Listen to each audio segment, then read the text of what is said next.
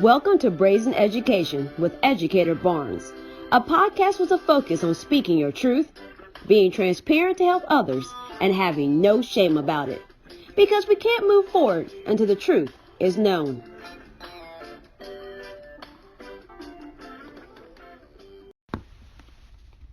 Hey, it's Educator Barnes here, and today I would like to talk about the 5 P's of the Parent-Teacher Conference. You know, it's that time of year when it's time for teachers and parents, and depending on the school, the student, to sit down formally and talk about your students, talk about our students' academic and behavioral progress. Now, I'm going to focus on parent-teachers conferences, the traditional way. I've been at a school for 5 years where they were called student-led conferences, or we said SLCs for short, and that's where the student was tasked with having ownership over their learning, which I really think students should have ownership over their learning. But because everyone doesn't do it that way, I'm just going to focus on the traditional way with the hopes that some of the tips I share can be applied to SLCs. So the 5 P's I'm going to talk about are preparation, practice, presentation, and if I would put in parentheses, performance, and I'll explain why I'm putting that in parentheses and why I'm mentioning the word performance, pivot, and proactive. So those are 5 P's I'm going to cover. So let's start with preparation. Depending on what you teach or what setting you teach in depends on the level of preparation you need. You have elementary educators who have their students all day long, except for special area time, where they are teaching them reading, writing, math, science, social studies. So you have all this to get them ready for, to talk about the grades in different subject areas, because you could have a child who is a rock star at reading, but is not doing so well in math. And so you have to prepare. How are you going to give information to parents about all of the different subject areas? If you're a secondary educator, like I've been for the majority of my career, you have so many students. And I would say, if you're not an elective secondary teacher, my hope would be by the time of conferences, one of the things that you would need to know, you need to know everyone's name. So that's part of your preparation if you're secondary. You need to know every child's name.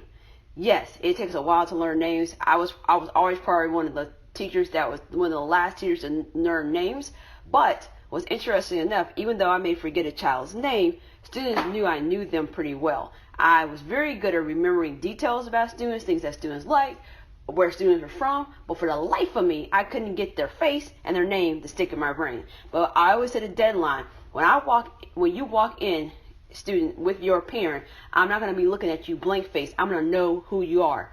And most of our learning management systems or grade books have the picture of the child and their name. So if that means you're taking time, 5 minutes each day, secondary educators, and you're just scrolling through that, looking at the face and looking at the name, it makes a parent potentially feel some type of way. They walk in with their child and they've been with you for 8 or 9 weeks and you still don't know my baby's name? Like, don't be that educator. Know their names. So first of all, you need to be prepared. All your grading should be caught up. Parents should not be coming to the conference and you're like, well, I haven't had time to grade this. It is acceptable for any grade to say something like, well, we're finishing up this unit and I haven't put the grades in for the end of the unit project or the end of the unit assessment. That's perfectly fair. But if a parent is walking into a conference and you really don't have your information together, that's a problem. So some of the things I feel like you need to prepare is have the grades together. If there's an issue academically, bring some evidence to show the parent. I was an English teacher for the majority of my career, and one of the toughest things to do is to look at a parent when their child's in 8th grade and tell them that your child cannot read or they cannot read very well. And I remember one in particular, this mom was mad. And you know what? I give it to her. I think she has some reasons on some levels to be upset. And she's like, how my baby going to get up to 8th grade and this is the first time y'all telling me he can't read? Mrs. Barnes, my baby can read. You just over exaggerating. And so I did something.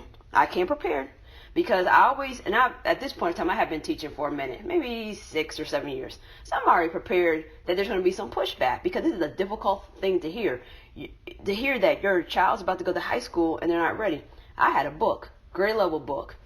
And this particular school, we did student-led conferences. So the students did the conferences, and then the teachers were available for one-on-one conversations if parents wanted to follow directly with the teacher.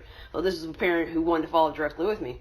I said to the child, I said, sit down and read this. I said, this is the 8th grade book. Showed her that was 8th grade. Child could barely read anything. And I tell you, this woman almost teared up in my classroom and she didn't say anything. And the child had his head down, and I told the child, I said, put your head up. I slid over what he could read, right? And then I pulled out data, and I said to the parent, I said, when your child came into my classroom, right here, he was reading on the 2nd grade level. This text I'm sliding to him right now is a 4th grade level. So he's already grown in this classroom. I just want you to know that he's still not on grade level, and that's why he's struggling to read this 8th grade text. And so he needs some help reading, and this is what I need you to do. That conversation would not have been successful had I not come prepared with where the child started, where the child currently is, where the child needs to be, and even to the point where I had a text to be like, read, because I've already had these conversations before, and I know there's pushback. So if there's any, speaking of data, so that reading data I had was based on the assessment. So if you're doing running records, NWEA, you had your standardized testing scores come back. What F&Ps, whatever you are using, have that data ready. And then think about how you're going to get that to the parents. So that's the preparation part. And I'm going to give you a copy of NWA, a copy of your reading level. If you're elementary, you have other things. Copy of where you are in math. These are the math facts your child knows on this time test. I'm going to give a whole bunch of handouts, or I'm going to make a one-pager. I like one-pagers. My students know I like one-pagers because it just makes it easier and it's less overwhelming. So the information I wanted parents to know, I would just do a one-pager, and I would fill that information out for my copy. But because I mostly taught middle school, I'm not sitting here about to do all this work. I had the students during class time fill in some of the other information, and then I looked through it to make sure it was correct. That gave way less work on my time because we had binders, and binders were organized. So right now, pull out your sheet that says your reading level, write in your reading level. Now I'm making a lap around the classroom to make sure everybody wrote in their reading level. That took so much less time than me taking those forms home and then going over every single thing, pulling up the reading, writing that in, pulling in how they did on our essay, writing that in. That would have took way too much time. That was me at the beginning of my career. Now I'm at this point in my career, I ain't got time for all that. So any part of the preparation that you're going to have the students do, have them do it. Save your time. The only thing you have to prepare is, when in my class am I going to do that? Because, that's not typically part of your schedule. So what could you shorten, or what could you eliminate that day? So for me, we did silent sustained reading. So over a few couple of days, I said, look, kids, because I needed my kids to read every day, so we wasn't just going to eliminate that. I said, hey, I'm cutting that in half for the next 2 to 3 days because we have to fill out these sheets because conferences are coming up. Collective moan, groan, then we moved on and we got it done. So that's preparation. So that's the first P of the conferences. Have your stuff together. Don't be that, because remember, I'm also a parent. I don't want to come in as a parent and you're here fumbling and bumbling and don't got your stuff together. Because parent like me, I will get annoyed and I will tell you about yourself and say something like, I'm just disappointed that, I took off this time tonight to come right here to meet with you and you're not ready. It's just disappointing to me. Very disappointing. And I do say things like that, which people know. The next piece is practice. So now you got all your stuff together. You need to practice for the conference. We all know we have those parents who love us, think we're the best things to sliced bread, and then we had those parents that we probably think in the back of our head, if they saw us on the street, I don't know what's about to go down. They may say all types of things to us. So keeping in mind the parents that may be difficult, and you're going to have to say some difficult words to them about their child, you want to practice what that conversation looks like. I am very good at being direct and having difficult conversations. I've been like that since I was a kid. I will say as I've grown, I've gotten better at at articulating myself, but I've never had problems being direct.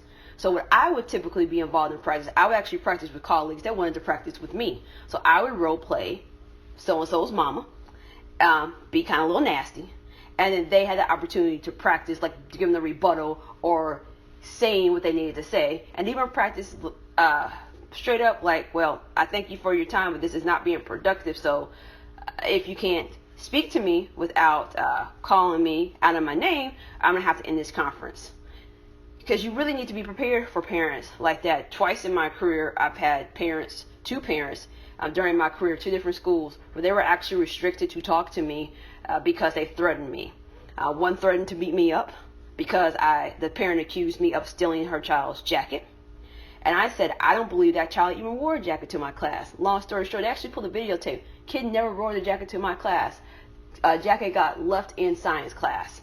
Kid never went to all his classes like I said, because I had him at the end of the day. I said, here, go check your classes. I even sent him, which they saw on the videotape. The day I said I sent him, he didn't even go check all his classes. He went to the restroom and went to the water fountain. But parent had threatened to beat me up. So my parents was like, anybody threatening to beat up people, they don't get access to. So she could only speak to me on the phone. So it wasn't like we were cutting off the communication completely. We were not going to speak to you in person. And then another parent who actually ended up losing his job over this, and that happened at the very beginning of my career, showed up on the Indigo. So the Indigo bus, the parent drove the Indigo, showed up on the bus to threaten me. And actually, a teacher who was a Marine came out and was like, hey, you can't just come through the school and come into Mrs. Barnes' classroom. The child had went home and said that she had all these zeros because Mrs. Barnes was giving her stuff. And once again, I was able to prove that that's not even what happened. Parent apologized, but principal was really upset because this parent was huge, and I'm just a little 5'2" person. So the parent actually called and said, your employee on company time came here, and the parent ended up getting in trouble. So, and I was actually disappointed. I didn't want my principal to do that because at the end of the day, I don't want any parent to lose their job, right? And that was just a bit much for me, but also was a bit daunting. So you have to be prepared and practice for those type of situations, like a parent. Because look, I tell teachers all the time, you don't got to take verbal abuse. No one has the right to talk to you any type of way. We shouldn't allow our students to talk to us that way, and we shouldn't allow their parents. And then we also, we said, well, the parent cursing you out, we see why the child was trying to curse me out. So, quote unquote, the apple don't fall too far from the tree. But practice what you're going to say. And even if you don't have a particular, let's say you don't have any hot spots, at least take a time to practice or run through your head how you're going to say this. Okay, hey, welcome to my classroom. Thanks for coming to conferences. Come on and have a seat. Today, and I always had an agenda. I always had the parents, what we're going to go over. Today, we're going to talk about, and I did English, we're going to talk about how your child is doing in reading and writing, and we're going to look a little bit at vocabulary. Then if you have then I'll talk about behavior, and if you have any questions and concerns, that's what we'll talk about. Do you have any questions about this agenda? Parent typically says, no, I'm good, Mrs. Barnes. Then we ran through the agenda. I answered any questions and concerns. And when we were getting close to the end of their time, because these conferences are scheduled back to back, I would say, hey, we got about 5 minutes left. So I really want to make sure I get to any questions you have. So if you don't have anything else about this, here's some forms about this. Oh, I also would have a slot in there for standardized testing too. And then I kept it moving. But I practiced that in my head so I wasn't going in there cold, right? You don't want your first few conferences to be your trial runs and then you kind of get better towards the end. Don't do that. My third one is the presentation / performance. And I know you're probably wondering, why did you say performance? The presentation is like how you're going to have yourself together to be ready for these conferences. How is your room going to come together? And so for me, it is like a big performance. I did choir for, elementary through like the first year of college. And there is a certain way you're supposed to dress, a certain way you're supposed to carry yourself, a certain way that the area is supposed to be for this big day. And granted, for some of us, we may be performing. Some of us, you talk to this parent every single day and you are tired. So you may have to dig deep and put on that smile, put on that little chipper happy voice, because you want to make it clear that even though you're being difficult, I'm going to rise above and I'm going to be the professional here. And so you want to think about how is your classroom set up? What is the presentation in your classroom? Are you going to have student work displayed around the room? And what does your room look like? Don't, the day before conferences, I always told my kids, and my students overall weren't that messy because I just didn't tolerate that in some of my students said I was a little bit OCD with keeping things orderly, but I said I can't live in a messy environment, and I won't teach in one, and you're not going to come into this classroom and make it messy. So if we have to stop and pick up things, that's what we're going to do. And once you figure out that I'm going to continue to have you do that, you'll probably just stop letting things get on the floor. And actually, that is what happened, because I'm very serious. I'm very serious about how my desk is laid out. Students will tell you that if my desk is out of order, I will slide back around to my desk and put it back in order, because it's really that deep to me. And then I have my desk, and my students have their supplies on their desk, because students aren't allowed to touch supplies on my desk. And if they do, I make a huge big deal of it, make a huge scene. I'm not mean, I'm not nasty. I'm just saying I'm just a bit confused right now, because I don't know why this person is taking a stapler from Mrs. Barnes' desk. Can somebody explain to me the procedures about supplies? And I get that dramatic. And someone will say, we have our own supplies. You do not take supplies from Mrs. Barnes' desk. So, so that's kind of how I am as an educator, kind of like that at home. But, you know, that's just who I am. And I'm comfortable and I'm confident in who I am. So you set the norm for your area. But if your area, because we know there are some people, their rooms, education, now their room be a little hot mess sometimes, but this comes conference time, they do clean it up. So if you're one of those people, clean up your room. If you don't have student work on the wall, get it on the wall. If you wiped off the agenda for the day, put it back up on the board so the parents can see, oh, this is how she does the agenda. Oh, these are the type of objectives they've been doing this week.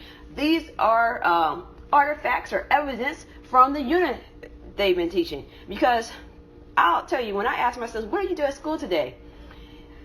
I start with that question. And then they say, this doesn't work. So what did you do in reading? What did you do in social studies? And I start digging deep. Oh, what did you learn from that story? Did you like that story? But even though I'm asking these prompting questions, I still don't have the whole complete picture. So anything that you can put up and present in your classroom is helpful to parents to fill in that picture. So, and then you have that big day. So the big day comes, you do the conferences, and they happen. So that's kind of the performance. That's the presentation. You go through all the stuff you practiced, that you're prepared, and that happens. So after the performance or the conference day, right, you got to pivot. That means you have to adjust. The one thing that parents bring to the table, and I'm going to go back. Back to school night is not the time for this to happen, right? So you may have met all your parents at back to school night, but it was kind of formal, like, hey, I'm Miss Baker. I'm Johnny's mom. Nice to meet you. You know, good year. Now Miss Baker has come back and she has some information for you about Johnny that's going to help you. Or like, Johnny's been in tutoring for math, and these are the things he's working on with his tutor, and here's some of the strategies that works with him in tutoring. So now that you got information from the parents, because that's the biggest piece of the parent-teacher conference, is not just for you to talk at the parent. You, like I said, at the end, you should have time for them to talk back to you. You're getting information back from that parent, and now you got to pivot. You got to adjust what you're doing. So if the parent says, "Look, every school year, my kid always ends up being moved to the front of the room, and once he gets moved to the front of the room, his behavior turns around." Thank you for sharing that, Miss Baker. I'll make sure to adjust my seating chart ASAP. Now you adjust it. Now look, Johnny's not causing you problems. Now granted, every suggestion a parent gives you is not going to be a miracle, and it may not change anything, but it gives you some perspective, or at least give you some background, or lets you know some things to do and things not to do. At least you have a little bit extra information in your arsenal that you can use. And then you need to be proactive. I always kept a log of parents who had these concerns, right? You know, I never received a positive phone call. Y'all teachers don't care about my kids. You know, those type of things. Parents who were just angry, or parents who may not have been angry had some concerns. Then I was proactive. About 2 weeks after conferences, any parent that had a concern, I made it a point to call them back or email them and said, hey, remember we talked about your child's reading level and we came up with a plan that he was going to do this extra reading. I'm just circling back to see how that's going. Would you like me to send some books home? Hey, your child didn't do these essays, but you know, I want your child to be successful, so I gave them an opportunity to work on this. How is that going? Hey, you know, today, this whole entire week, you know, Sam participated in class. I know we talked about class participation and being a risk taker and kind of having owning of their learning, and your child did that today. And I just wanted to say I'm super proud of the effort your child's putting in. That's being proactive, because granted, now some schools do conferences twice. They do it at the beginning of the year and then do it towards the end of the year. Some schools do not. So this may be the only time you kind of get that one-on-time kind of school mandated time but it's your responsibility to be proactive throughout the rest of the school year to make sure you're having these conversations and carrying on that relationship. A relationship has two parts, and the teacher is part of it. And I assert that teachers need to be proactive, because when parents are sending their children off to school, they're doing other things. They're working a job. They're holding down the fort, right, for the most part. And so they may not have all the time in the world to reach out and do all this communication. But a lot of parents do respond back if reached out to. Or if a parent said, school won't ever call me about nothing, then you make sure you call. So at least, especially in secondary, I know I'm going to annoy some of my colleagues. I have one colleague who just always, that negative Nancy. Well, we already know Sean Tatum called. Okay, and if you know you're always getting flagged for not contacting parents, at some point you think you would just do it.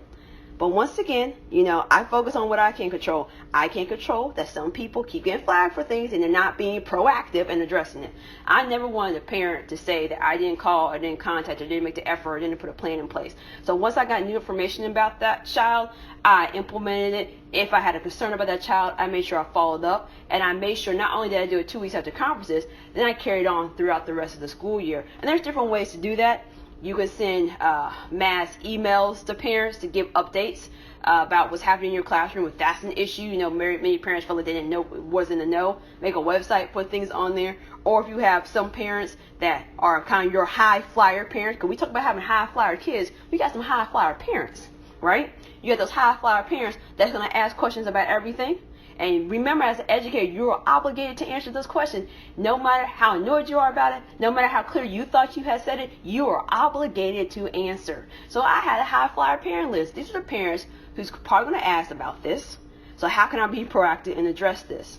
Or how can I make sure I'm giving at least a positive phone call a week or every other week to let that parent know that I'm keeping their child in mind and I actually care about their child. Because that's the one thing parents like to throw out. You don't care about my child. I guess you just here collecting the check.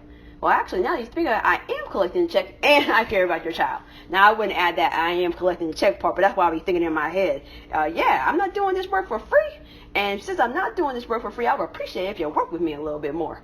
But nonetheless, we have to focus on what we can control. So just to go back over my 5 P's, parent-teacher conferences, you got to be prepared, have your stuff together. You need to practice, run through how you're going to give this information over to parents. Get ready for the big day. Get ready for that big presentation / performance, the actual conference. Pivot. Make adjustments based on what you have learned from the parents or guardians. And then last, be proactive. Go and do something with the information you were given to improve instruction, to improve your classroom environment. So hopefully these 5 P's are helpful. I'm an English teacher at heart, so English teachers, we love to give some alliteration when we can. I was like, oh yeah, I wrote down preparation, then I wrote down practice. I'm like, 2 P's. Shantae, you already know the rest got to start with a P. So I was out here trying to make it work for y'all. So hopefully these 5 P's are catchy and they stick in your brain. And then let me know how your conferences go. And maybe there's something I didn't address that I could address next time. And I will check you next week on the podcast.